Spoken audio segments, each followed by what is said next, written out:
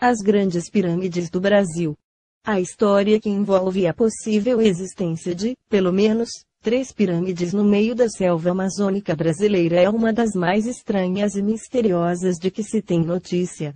No Brasil, o tema se tornou conhecido publicamente em 1979, quando algumas revistas emissoras de televisão publicaram matérias sobre a descoberta de 3 estruturas de forma piramidal, recobertas pela vegetação, que teriam sido avistadas de alguma distância por um grupo que realizava uma expedição à procura de vestígios de uma antiga civilização existente, numa região próxima à Serra do Gupira, no Alto Rio Negro.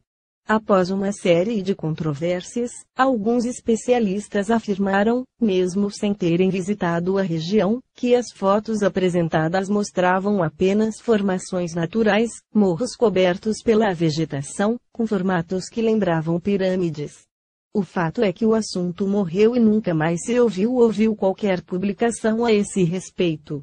No entanto, o historiador, antropólogo e arqueólogo brasileiro Aurélio M. G. de Abreu apresentou uma versão bem mais completa para o caso, entendendo que o assunto foi muito mal explicado e ainda pior pesquisado pelas autoridades e cientistas brasileiros.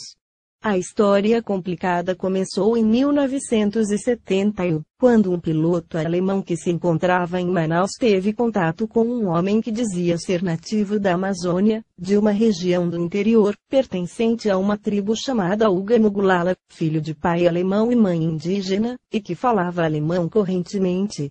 Segundo ele, cerca de 2.000 soldados alemães chegaram à região entre os anos de 1939 e 1941, enviados por Hitler como cabeça de ponte para uma possível invasão ao Brasil. Quando retornaram em 1945, alguns deles resolveram permanecer e se misturaram aos nativos. O piloto alemão contou a estranha história ao jornalista Karl Brugger, que foi a Manaus, entrou em contato com o nativo que falava alemão que se chamava Tatunkanara, que lhe contou que ainda existiam descendentes de uma civilização pré-colombiana vivendo no interior da Amazônia. Brugger partiu numa expedição a cidades em companhia de Nara em 1972 e, em 1976, publicou o livro de Ishronik von Akakor, em que narrava a chegada dos soldados alemães.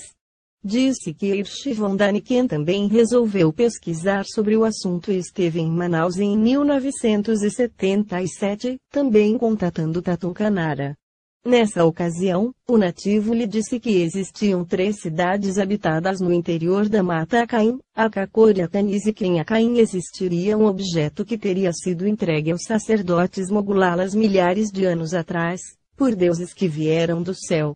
Segundo a lenda ou tradição desse povo, esse objeto começaria a cantar quando chegasse o momento de os deuses retornarem à terra, e que isso vinha ocorrendo ultimamente. O piloto que primeiro fizera o contato foi encarregado por Daniken de dirigir-se até Acaim e obter o suposto objeto, e para tal armou-se uma expedição que, por sua vez, teve de contar obrigatoriamente com um arqueólogo brasileiro, sendo escolhido Roldão Pires Brandão. Quando a expedição estava a 2 dias da suposta cidade de Acaim, foi forçada a retornar para dar assistência a Roldão, que levou um tiro no pé.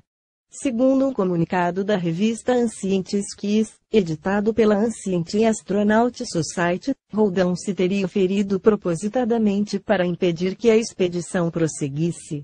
Disse que a informação sobre as pirâmides foi passada à imprensa pelo próprio Roldão, depois que soube de uma expedição inglesa que estaria tentando atingir a região partindo da Venezuela.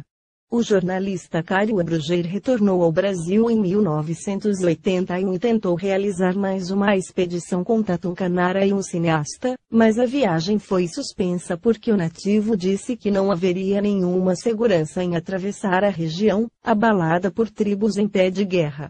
A imprensa brasileira também publicou matérias procurando desmentir os acontecimentos, insistindo em que o nativo Tatunkanara seria, na verdade, um ex-marinheiro alemão, neurótico de guerra, que teria inventado toda a história.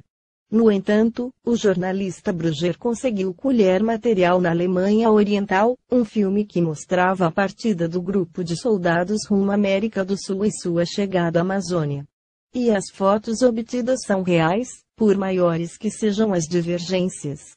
Para complicar o caso, Cario Brugger foi assassinado no Rio de Janeiro, em 1984, segundo informações da polícia pelo disparo da arma de um assaltante.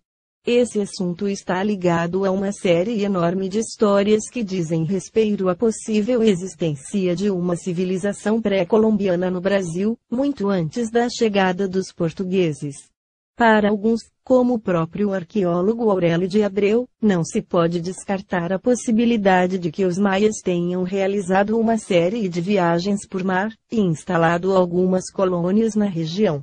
Para outros pesquisadores da área, uma civilização independente teria existido em vários pontos do Brasil, talvez muito mais antigas do que se supõe, e causa irritação em grande parte dos investigadores autônomos e também em muitos arqueólogos o fato de os estudos referentes a essas descobertas não serem levados adiante, como ocorre com a provável existência de ruínas de cidades antigas na região da Serra das Figuras e também da Serra do Roncador.